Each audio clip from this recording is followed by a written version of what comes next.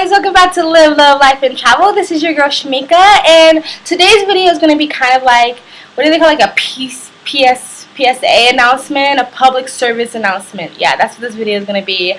I'm going to warn you about a place in Thailand that is probably one of the most scammiest places I have been since I've been traveling, and I want to warn you guys because a lot of people have to go to this area to get to southern Thailand, which is the islands.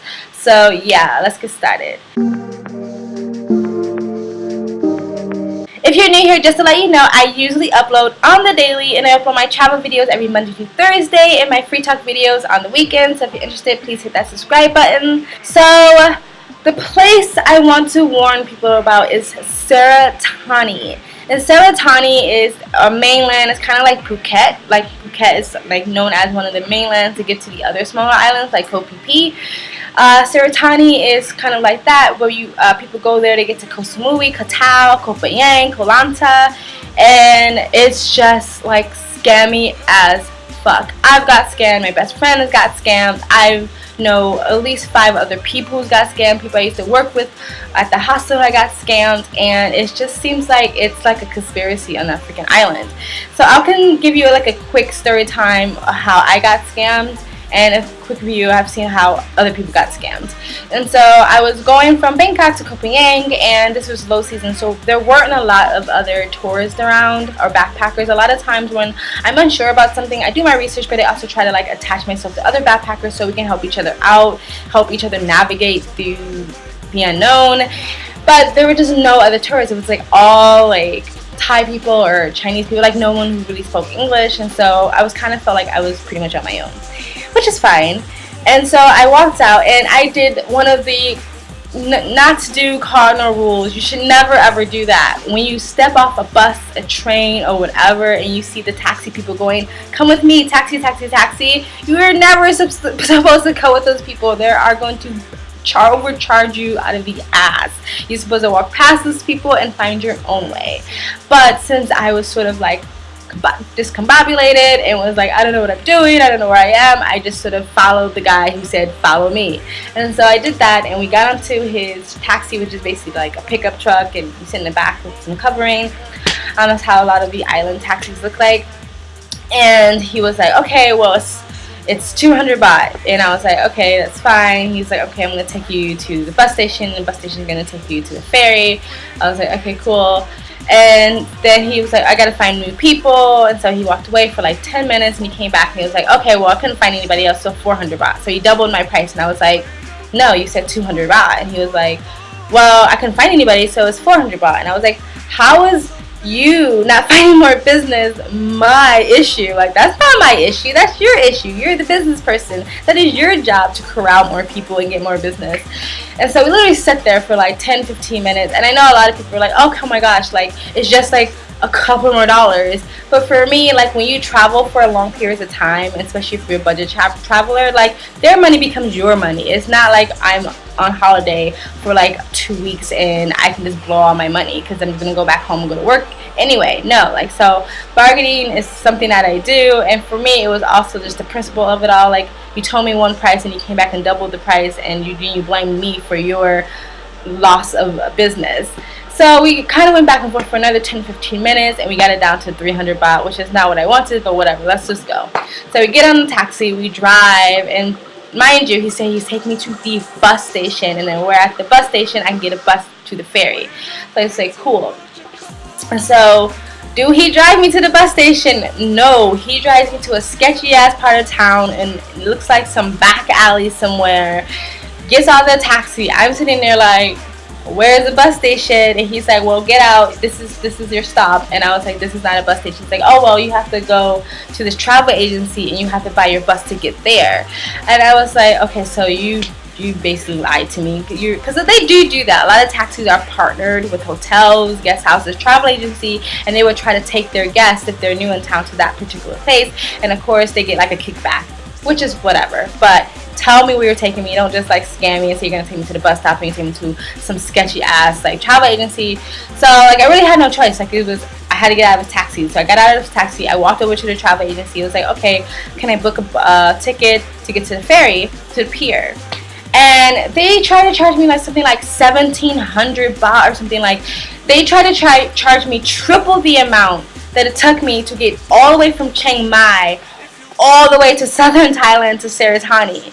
Like, that was insane to me, and I was just like, no, like, I'm just looking to get to the ferry. I'm not looking to get to a different country. Like, what the hell? And I was standing there, and I saw all these other backpackers standing there, and they had the same look on their face, like, yep, we got scammed too. Like, it just happened to us, and we don't know what to do. Like, we don't have a choice. And the thing is, it was nothing else around. There was no cafes. I couldn't get internet. They weren't gonna let me use their internet or their phone. So I was kind of just like, I'm stuck here. I don't know where I am. So basically, yeah, this is what they do to people. They get them over here. They have no choice. So it's like you could just risk it and just walk out into the city and not know what to do or where to go. So I just sat there and I was like, I'm not paying you 1,700 baht. Like, so you're gonna have to come up with something else. And they were like, well, we're not gonna change. And I'm like, well, I'm not gonna change it. I'm just gonna sit here and I will spend a night here before I pay you that much money. So I just sat there, really, like 45 minutes, like, I'm gonna wait, I'm just gonna wait. They're gonna budge, and they did. They brought it down to probably like 1,200, which is still, to me, way too much money to literally get a taxi to take you to the ferry. That's all it was. That's all I needed was a taxi. A taxi that probably should cost half that, whatever. And so I was like, fine, 1,200, fine. We're down 500, 1,200. So I paid the 1,200 baht. Mind you, I still have plenty of time to get to the ferry. So I wait for my van, and it wasn't a taxi van. It was a school bus van. So I was like, okay. So I get in with all these little, like, Thai schoolgirls. And so since it was a school bus van, it was stopping multiple times to drop these kids off. And I was like, okay. So by the time we got to the ferry, to the pier, it was closed. So I got out the taxi, went into the ferry, tried to buy a ticket, and they were like, it's closed. And by that time, I was so overwhelmed and so emotional. I just like blew up and was like, like, I can't fucking believe this. I was like, first of all, the train was late. If the train wasn't late, I would still have more time to get to the ferry. I got scammed by the taxi. I got scammed by the travel agency. They took me on a fucking school bus taxi. If I would have gotten a regular taxi, I would have got here on time. I would have got my freaking ferry. I was just like so overwhelmed and so mad that I just took it out on the people who were working at the ferry or the pier, which was not their fault whatsoever. And I think maybe they understood. Maybe this has happened multiple times because they seem very understanding. They're like, okay, it's okay, ma'am. Calm down, it's fine. He was like, this is what we're gonna do. We're gonna get you a hotel close by, and free of charge, we're gonna have a taxi bring you back here in the morning time. And free of charge, the taxi is going to take you to the hotel. So I was like, oh my god, thank god. Like, these people understand, they get me, they probably know that people get scammed here all the time. So long story short, like, the taxi came, took me to a hotel, which was actually pretty nice, pretty decent, a single room, cable, nice Wi-Fi. They fed me for free, gave me some fried rice, brought me back the next morning, got on the ferry, done deal. So that was it. That was the end of that episode, and I was like so upset. So I know that this happened on a regular basis because my friend, he said that when I told my friend this story, he said the same exact thing happened to him.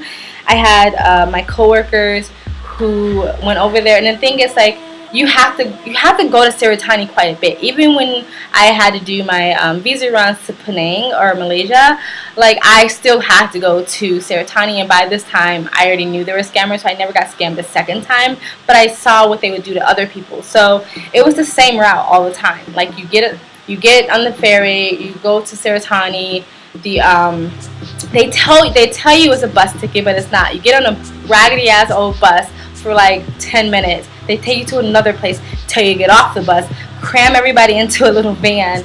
Then they take you to the city of Suratthani, and it's the same travel agency they take you to all the time. And it's a woman there, doesn't even look like she's trying to look professional. She's like in her pajamas and like a rinky-dinky rundown empty space. It doesn't even look like a travel agency, and she's just sitting at a desk.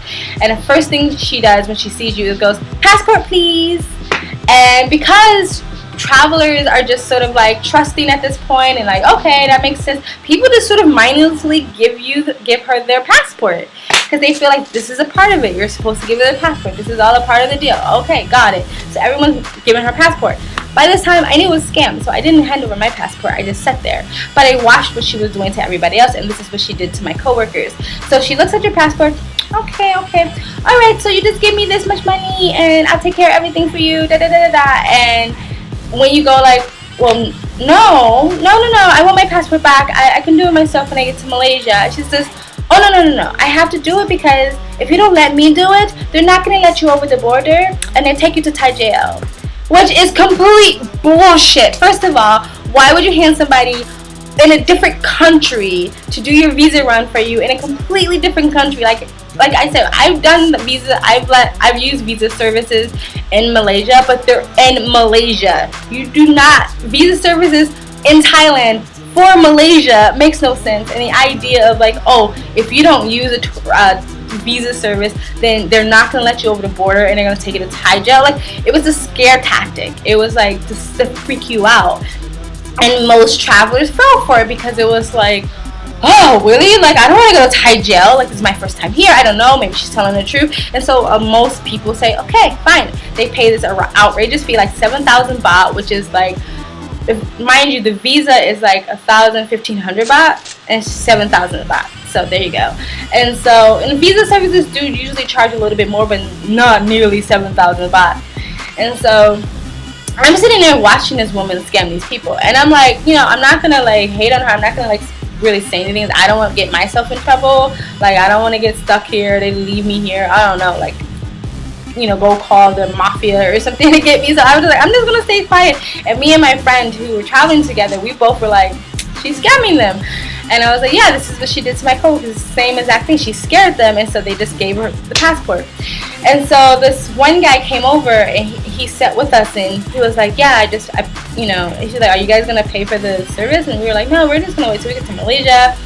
And the guy, we were like, how much did you pay? And he told us he was like 7,000 baht. And we both looked at each other like, okay. And he was like, what? Like, is that too much? And we were like, well, this is how much an actual visa costs. So that seems like a lot. And she can hear us talking. So she goes, madam, no. This man, he paid for hotel too. He paid for hotel. So we're like, okay, if you pay for hotel, I guess that makes sense. And then she was like, okay, madam, like, they say that, madam, like, give me your passport, please. And I was like, oh, no, that's okay. I'm going to wait till I get to Malaysia. She's like, no. You have to use visa service. Like, you have to give me your passport. It's a part of the law. It's against the law. And I was like, no. And mind you, like, this is the first time this happened to me. I had been to her 2 times after that. I'm not going to tell you those stories, but this is 3 times this has happened, and 3 times she tried to pull this over on me, and 3 times I said no. And I was like, no, that's okay. I'm going to keep my passport. And she's like, oh, no. They stop you at the Thai border. You go to Thai jail. I'm not being racist. This is how she sounded. And I was just like, okay, I'll just risk that. Thank you, though. Thank you for your warning. Thank you. Got your thanks. And she kind of just like looked at me like, alright. And then she just like went back to scamming everybody else. So we get to Penang, we get to Malaysia, we get to Georgetown, and me and my friend check in, and then we decide to go get something to eat. We're walking, the next day. The next day, because we get there at night, and then we eat something for dinner, and we go to sleep. The next day, we go get breakfast. And we're walking. And that same guy who was sitting at our table, who told us he paid 7,000 baht, was just sitting on a curb by the street. And he was looking really like sad, down, and depressed. So he was like, oh, what's wrong, buddy? Like, what's wrong? Why are you so sad? And he was like, yeah, like, you know that hotel that lady supposedly booked for me? He was like, that hotel doesn't exist. There is no hotel. He was like, I had to sleep on the streets last night because that money I gave her was the last bit of money that I had. And we're just like, oh my gosh. So she scammed him out of the money, didn't do the visa service. I did the visa service because she had his passport, but scammed him out of the money for the hotel because there was no hotel. And that hotel didn't even exist. And so luckily the travel agency that was paired with her, that was actually they were the ones doing the visa run, because she can't do the visa run. She's in Thailand. So basically she just took those passports, gave it to the driver. The driver went to Penang, went to the sister travel agency, gave them the passports, and then they did the visa service, which he could have just easily done once he got to Malaysia. And so yeah, so luckily the sister travel agency, unlike the one in Suratthani, weren't not scammers, found out what happened to him and then gave him a room for free. So that was me, my friend, my coworkers, this guy, and then I've heard other guests say that they are scammers. I mean, it got to the point because we were booking people to go to Suratthani because it's very hard to bypass Suratthani to get to Bangkok or whatever, and like we had to like call them and be like, hey, like our guests gonna think we're a part of this scam because it seems like everyone goes to the same route, to the same person, and there's really nothing we could have done about it. This is Thai mafia or whatever. This is their little system that they came up with, and for the most part it seemed like it worked. So for now on, every time I hear about people going to Suratthani, I always warn them. I always say like this is the tip. This is basically the tip I'm gonna give you. If you're going from Bangkok, Chiang Mai to southern Thailand, Koh Samui, Koh Tao, Koh Lanta, Koh Phangan, whatever, get your stuff booked before you even get to Suratthani, before you even get on the train to go to Suratthani, or the bus to get to Suratthani, or the plane, or whatever. Book all your stuff first. I always think it's a lot cheaper to wait till you get to that part of the town or that part of the country and then book your travel stuff there. But for this part, for this case, book all your stuff first. If you can book it to the point as soon as you get off the train, everything's taken care for you, like your taxi, your transport to the pier, the ferry ticket, everything.